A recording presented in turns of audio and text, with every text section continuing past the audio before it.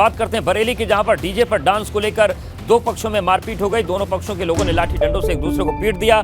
मारपीट में घायल लोगों को अस्पताल में भर्ती कराया गया है। यह वीडियो सुभाष नगर थाना क्षेत्र के बेहटा जागीर गांव का है। तो तस्वीर भी आपको दिखा रहे हैं। बरेली से तस्वीरें सामने आई हैं, जहां पर डीजे पर डांस को लेकर दो पक्षों में मारपीट हो गई। दोनों पक्षों के लोगों ने लाठी डंडों से एक दूसरे को पीटा। मारपीट में घायल लोगों को अस्पताल में भर्ती कराया गया है। ये वीडियो सुभाष नगर थाना क्षेत्र के बेहटा जागीर गांव का है।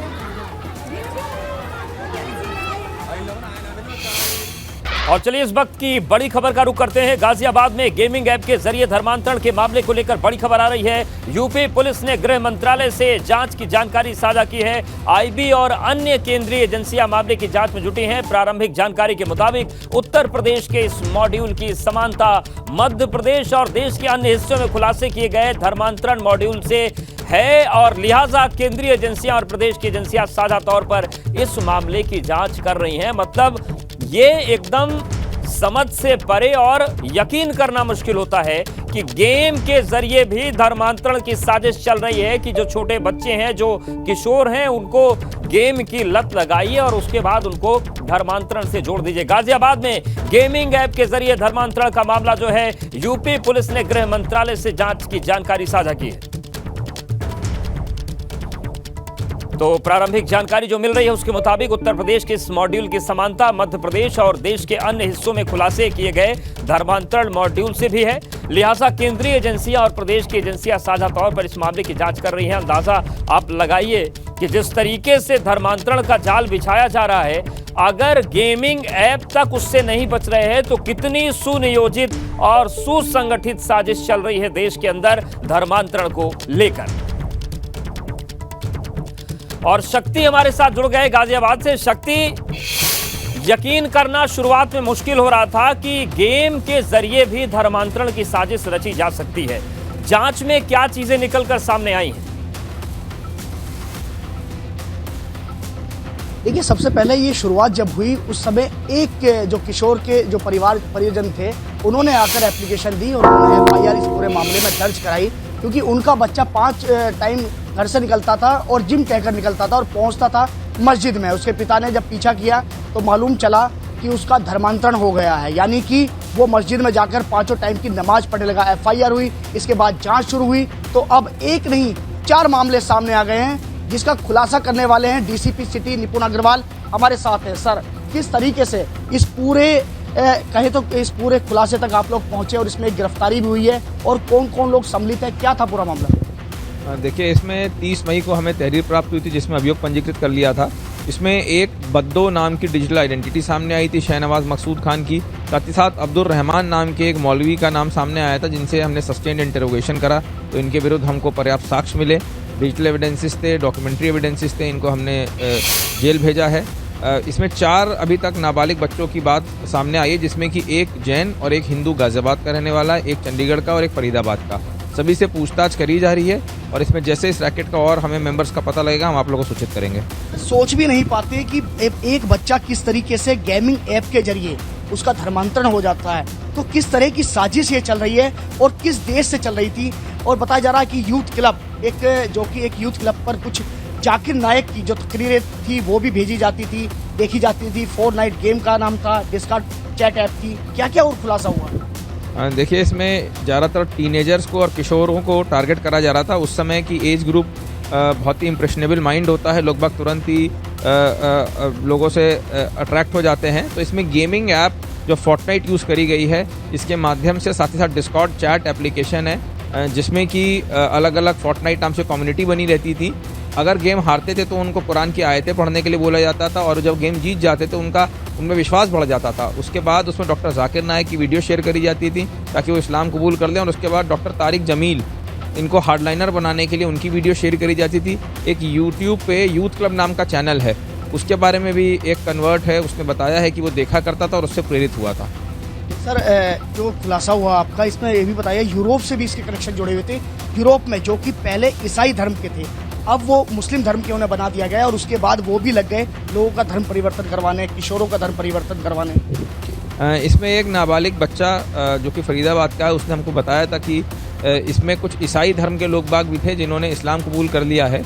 इनका कनेक्शन संभवतः बाहर से है, तो उसमें भी हम लोग हमारी टीम्स हमारी साइबर टीम लगी हुई है इसका लिंक निकालने के लिए। बिल्कुल और इसमें शक्ति, जैसे एक भी सवाल डिटेल मेरे होगी मन में हम भी बताते है हैं आपको। कि जो बच्चा 5 बार नमाज पढ़ने जाता था, वो 5 बार नमाज पढ़ने का आदेश क्या गेम से मिलता था? एक टीम पंजाब गई हुई है, एक टीम महाराष्ट्र गई हुई है और यूपी में भी 1-2 टीम्स हमारी लगी हुई है। जी एक बार और अवधेश जरा अपना सवाल जरा शक्ति, मेरा सवाल ये है कि जो बच्चा 5 बार नमाज पढ़ने जाता था, तो क्या उस गेम के जरिए, उस ग्रुप में चैट के जरिए उसको कहा जाता था कि वो नमाज पढ़ कर आएगा तब गेम जीतेगा या उसका गेम आगे बढ़ेगा? देखिए बिल्कुल, जिस तरीके से जो फोर्टनाइट गेम था, उस गेम के जरिए ही वहाँ पर पैसों का लेन देन हुआ करता था। डिस्चार्ज जो एक चैटिंग ऐप था डिस्कॉर्ड जिसका नाम है, उसके जरिए चैटिंग हुआ करती थी। बात करते हैं सर, जिस तरीके से जब बच्चा उस गेम को खेला करता था, क्या वहाँ पर ये भी कहा जाता था कि आप 5 टाइम नमाज पढ़िए, आपको नमाज पढ़ेंगे तो आप गेम जीतेंगे? किस तरह से लालच प्रलोभन दिया जाता था इस समय? देखिए, ये फोर्टनाइट नाम का गेमिंग ऐप है जिसमें कॉम्बैट वॉरफेयर गेम्स लोग बाग खेलते हैं और इसमें डिस्कॉर्ड नाम का एक जो चैट इंजन है, इस पर अलग अलग कम्युनिटीज़ बनी हुई हैं। जैसे टेलीग्राम पे बनी रहती हैं, वैसे डिस्कॉर्ड पे बनी रहती है, जिसमें फोर्टनाइट नाम की कम्युनिटीज़ भी बनी रहती थी। इसमें सभी लोग इसमें अपना फोर्टनाइट गेम के हार और जीत के बारे में डिस्कस करते थे। इसमें कि जब ये हार रहे थे तो इनको बताया जाता था कि यार आप कुरान की आयतें पढ़ेंगे तो आप ये गेम जीत जाएंगे। उसमें ये हार जाते थे जब, तब ये परेशान होते थे। तो जब जीतने के बाद इनको अट्रैक्ट करा जाता था, इनका विश्वास बढ़ जाता था, फिर बोला जाता डॉक्टर जाकिर नाइक की वीडियो शेयर करी जाती थी, आप वो देखें। उसके बाद इस्लाम कबूल करवाया जाता था और उसके बाद डॉक्टर तारिक जमील की वीडियो दिखा के इनको और कट्टर बनाया जाता था। ये तो एक किशोर था। जो दूसरा किशोर था, उससे एफिडेविट पर साइन भी कराए गए थे। तो वो कौन लोग थे जिन्होंने एफिडेविट पर साइन कराए थे? और जिस तरीके से इसमें गिरफ्तारी हुई है, तो क्या उस मस्जिद के और भी लोग, इंतजामिया जो कमेटी के जो लोग होंगे, उनको भी जानकारी होगी? तो क्या आपकी उनसे पूछताछ हुई और क्या पूछताछ हुई? इसमें डॉक्टर अब्दुल रहमान नाम के जिन मौलवी को हमने गिरफ्तार करा है, इसमें 12 मई को आपाधापी में दबाव देके किशोर नाबालिग बच्चे से एफिडेविट साइन करवाया था कि उन्होंने अपनी मर्ज़ी से इस्लाम कबूल करा है। ये उनको 2 साल से लगभग संपर्क में था, इनको पूरी जानकारी थी। उसको नमाज़ पढ़ने के लिए ये टिप्स बताया करते थे और उसके बाद दबाव में इन्होंने एफिडेविट साइन करवाया है। जिस तरीके से बिल्कुल शक्ति, हमारे साथ आप बने रहिए। एक बार फिर से खबर बता देते हैं दर्शकों को, क्योंकि ये बड़ी गंभीर खबर है कि अगर बच्चा गेम खेलकर और धर्मांतरण अपना कर ले रहा है तो ये बड़ी गंभीर घटना है। तो देखिए, गाजियाबाद में गेमिंग ऐप के जरिए धर्मांतरण का मामला आया। बद्दो और शहनवाज मकसूद खान नाम का आरोपी पकड़ा गया है। बद्दो और नन्हे के नेटवर्क से कई लोगों से जुड़ा है ये, और धर्मांतरण का जो गेमिंग मॉड्यूल है, बैंक खाते की जांच में कई चौंकाने वाले खुलासे हुए। खुलासे ये हुए हैं कि जब बच्चे गेम हारते थे तो उनको डिस्कॉर्ड जो चैट इंजन था, उस पर उनको कहा जाता था कि आप कुरान की आयतें पढ़िए, और जब बच्चा उस कुरान की आयत को पढ़कर अगर बाई चांस गेम जीतता था तो उसको और प्रोत्साहित करने के लिए जाकिर नाइक के वीडियो भेजे जाते थे और कट्टर बनाने के लिए मौलवियों का सहारा लिया जाता था। तो धर्मांतरण का जो गेमिंग मॉड्यूल था वो सामने आया है। शक्ति, ये बताइए कि जिस तरीके से पूरा मामला सामने आया है, तो क्या इस ट्रैप में गाजियाबाद के बच्चे हैं या फिर इस जांच का दायरा बढ़ाया जाएगा? जो गृह मंत्रालय को रिपोर्ट भेजी गई है, क्या इस गेम को कौन कौन लोग खेल रहे हैं, अब इस पर भी निगाहें हैं कि इसको देखा जाए कितने बच्चे इसकी फांस में हैं? देखिए, सबसे पहले मैं आपको अपडेट कर देता हूं कि जो बद्दो और शहनवाज है, जो कि मुंबई का रहने वाला, वो अभी तक फरार है। जो अब्दुल है मौलवी है, इसमें सिर्फ अभी तक एक गिरफ्तारी हुई है। सबसे पहले मैं आपको ये अपडेट कर देता हूँ। दूसरा ये है कि पुलिस इसमें सभी तरीके से जो अपनी जांच एजेंसियां वो इसमें लगी हुई है, आईबी इसमें लगी हुई है, एटीएस इसमें लगी हुई है, एसटीएफ इसमें लगी हुई है, तमाम जो एजेंसियां वो इसमें लगी हुई है। गृह मंत्रालय भी अब इस पर पूरी निगाहें रखे हुए है इस पूरे घटनाक्रम पर कि आखिर ये चल क्या रहा है। एक बच्चा जो कि गेम खेलता है, क्योंकि अक्सर आजकल देखने को मिलता है कि बच्चों के हाथ में गेम होता है, तो जो माता पिता होते हैं बच्चों के हाथ में मोबाइल। आपके पास आते हैं अविनाश भी हमारे साथ जुड़ गए। अविनाश, ये बताइए कि गृह मंत्रालय की रिपोर्ट भेज दी गई है, गंभीर मामला है, क्योंकि बच्चों को किसी भी चीज के प्रति उनको ढालना, उसमें फंसाना बहुत आसान होता है।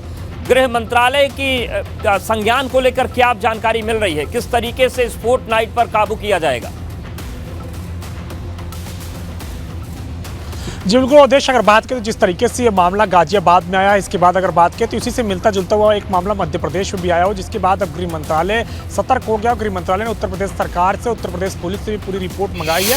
उस पूरी रिपोर्ट की जाँच की जा रही है कि किस तरीके से गाजियाबाद के अंदर ऑनलाइन गेमिंग के अंदर धर्मांतरण का जो कार्य है वो चल रहा था, क्योंकि धर्मांतरण को लेकर के और जबरन जो धर्मांतरण होता है इसको लेकर केंद्र सरकार पहले भी काफ़ी ज़्यादा सख्त है। जिस तरीके से छल से, झूठ से, धोखे से और जबरन जो धर्मांतरण हो रहे हैं इसको लेकर के तमाम तरीके से केंद्र सरकार पहले भी कार्रवाई करती हुई आ रही है। जिस तरीके से एक नया प्रोपेगेंडा निकल कर सामने आया है कि नए तरीके से लोगों को धर्मांतरण कराया जा रहा है और टारगेट जो है बच्चों को किया जा रहा है कि बच्चे जो कि कुछ समझ नहीं पाते उनको जिस तरीके से धर्मांतरण कराने की कोशिश की जा रही है। तो तमाम सारे मामलों को लेकर के गृह मंत्रालय अब काफ़ी ज़्यादा संजीदा है। उत्तर प्रदेश पुलिस से पूरी रिपोर्ट मंगाई गई है। उस पूरे मामले के तार तलाशे जा रहे हैं कि आखिर किस तरीके से ये जो गेमिंग ऐप है इसको बनाया जाता है और फिर किस तरीके से इसको डाउनलोड करवाया जाता है और फिर आगे इसमें किस तरीके से धर्मांतरण के लिए प्रेरित किया जाता है। तो तमाम सारे मामलों की जांच चल रही है और कौन लोग हैं इसके पीछे, इसको लेकर के अब गृह मंत्रालय तमाम सारी अपनी टीमों के साथ लगातार अब बैठ के कर रहा है और आगे इनपुट खंगाल रहा है कि कौन लोग हैं जो इस तरीके के ऑनलाइन गेम का जो है इन्वेंशन कर रहे हैं और उसके बाद मोबाइल में किस तरीके से इसको डाउनलोड कराया जा रहा है और किस तरीके से बच्चों को या फिर जो लोग ना समझ होते हैं या जो लोग कम समझ के लोग होते हैं उनको टारगेट किया जा रहा है। तो इस तरीके से पूरी जांच अब गृह मंत्रालय कर रहा है और जो भी दोषी होगा उसके खिलाफ सख्त कार्रवाई की जाएगी, क्योंकि जिस तरीके से मामला गाजियाबाद में है, एक दो मामले और भी देश में इस तरीके से निकल के आए हैं। इसके बाद अब गृह मंत्रालय सतर्क हो गया और गृह मंत्रालय पूरे बिल्कुल गृह मंत्रालय सतर्क हुआ है। बहुत शुक्रिया अविनाश। शक्ति आपका भी बहुत शुक्रिया हमारे साथ जुड़ने के लिए, बातचीत के लिए, अपडेट्स को देने के लिए। तो पूरी तस्वीर है, गृह मंत्रालय भी इस पर नजर बनाए हुए है। प्रयागराज की बात करते हैं। प्रयागराज में गंगा घाट के किनारे फिर से लाशें दफनाई जा रही हैं। हाईकोर्ट और एनजीटी के आदेशों की खुलेआम धज्जियां उड़ रही हैं। फाफामऊ घाट पर सैकड़ों की संख्या में शव दफनाए जा रहे हैं। प्रयागराज नगर निगम के सभी दावे फेल साबित हो रहे हैं। तो प्रयागराज में जो फाफामऊ का गंगा घाट है, पहली बार सुर्खियों में आया था कोरोना काल में, जब लाशों को दफनाया गया था बड़ी संख्या में और पानी बढ़ने के बाद चीजें और खुलकर सामने आई थी। वीपी गंगा ने वो तस्वीरें दिखाई थी और एक बार फिर से, लेकिन इस बार जो तस्वीरें देखिए हम आपको दिखा रहे हैं, हाईकोर्ट और एनजीटी के आदेशों के खुलेआम धज्जियां उड़ रही हैं। फाफामऊ घाट पर सैकड़ों की संख्या में शव दफनाए जा रहे हैं। प्रयागराज नगर निगम के दावे फेल साबित हो रहे हैं। और इन कुछ दिनों पहले ही मेयर की कुर्सी पर बैठे गणेश केसरवानी के मुताबिक इस बारे में लोगों को अभियान चलाकर जागरूक किया जा रहा है, रोका जा रहा है। इसके साथ ही इस बात की व्यवस्था भी की जा रही है कि गरीबों को संस्थाओं की मदद से मुफ्त दाह संस्कार की सुविधा दिलाई जाती है। एक तो समाज को जागरूक करने का काम किया जा रहा है, दूसरी वहाँ पर टीम लगी हुई है और जहाँ ऐसे कुछ रात बिरात में भी लोग आ जाते हैं और लोगों की अपनी एक मान्यताएं हैं, कुछ लोग दफन करते हैं, तो उनको भी जागरूक किया जा रहा है और पूरी तरीके से नगर निगम प्रशासन इस पर चैतन्य है और संस्कार के द्वारा अगर कहीं कोई गाड़ कर चला गया है तो उसको उचित संस्कार भी कराया जा रहा है। वैसे इस पूरे मामले में सियासी रोटियां जमकर सेकी जा रही हैं। सरकारी अमले की लापरवाही को सामने रखकर विपक्षी दल सरकार पर निशाना साध रहे हैं। समाजवादी पार्टी के विधायक डॉक्टर मान सिंह यादव का कहना है कि बीजेपी और उसकी सरकारें धार्मिक भावनाओं के सहारे लोगों का वोट तो ले लेती हैं, लेकिन राष्ट्रीय नदी गंगा को लेकर उन्हें कोई चिंता नहीं। इनका सफाई से या गंगा की स्वच्छता से कोई लेना देना नहीं। जो भी बजट होता है गंगा के नाम पर, उसका केवल बंदरबाट किया जाता है। और ये मैं नहीं कह रहा हूँ, हाईकोर्ट अपने 2 फैसलों में खुद कहा कि गंगा के बजट का जो भी पैसा है केवल ये लोग बंदरबाट करते हैं। केवल अपना आर्थिक गेम कैसा उसका सेट हो, उस पे वो लगी हुई है। बाकी उसका किसी सफाई से या किसी जनहित के कार्य से कोई लेना देना नहीं। गंगा के बारे में तो मैं कह रहा हूँ कि हाईकोर्ट को हस्तक्षेप करना पड़ा, हाईकोर्ट को आकर के हस्तक्षेप करना पड़ा। तो इन मुद्दों को लेकर निश्चित तौर पर हम लोग सदन में रखेंगे और जनता के बीच में जाएंगे कि ये जो आंख मिचोली का खेल भारतीय जनता पार्टी खेल रही है।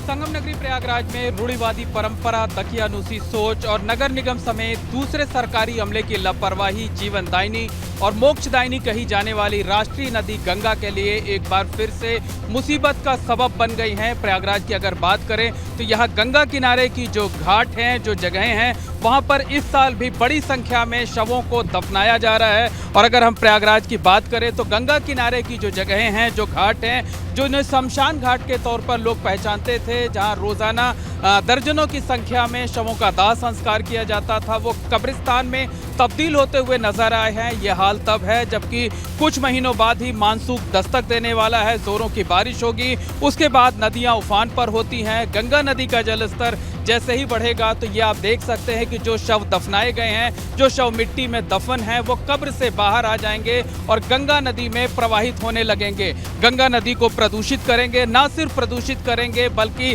हजारों लाखों लोगों की जिंदगी और सेहत के साथ खिलवाड़ भी करेंगे। हाईकोर्ट से लेकर सुप्रीम कोर्ट और एनजीटी के आदेशों की दिशा निर्देश की धज्जियां भी उड़ाएंगे। तो कहा जा सकता है कि सरकारी अमला अपनी जिम्मेदारी को ठीक से नहीं निभा रहा है। कई अधिकारियों के खिलाफ कार्रवाई भी की गई थी, लेकिन एक साल तो सख्ती बरती गई, लेकिन इस साल तस्वीर कमोवेश उसी तरीके की फिर से देखने को मिल रही है। कैमरामैन अनुराग द्विवेदी के साथ मोहम्मद मोइन, एबीपी गंगा, प्रयागराज।